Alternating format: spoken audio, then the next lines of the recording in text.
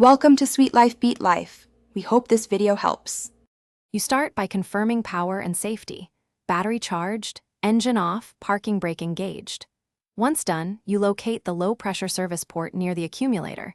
This is where you'll attach gauges.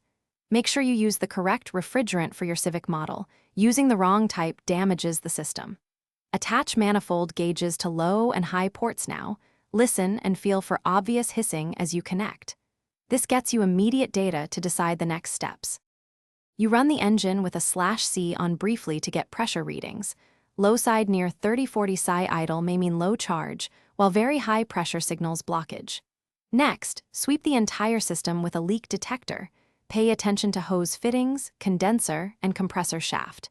If you find leaks, repair or replace parts before adding refrigerant. Once sealed, recover any remaining refrigerant safely. Then start vacuuming the system to remove air, and you pull a vacuum to 29 in Hg for at least 30 minutes. If pressure rises, recheck for leaks and repeat repairs. Air or moisture ruins performance.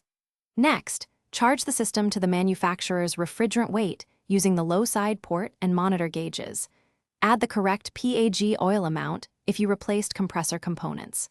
Finally, run the /C and verify vent air is about 35-45 degrees F. Make sure gauges are stable.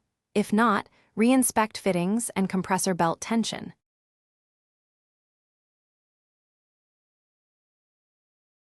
Thanks for watching. Consider subscribing if we helped you.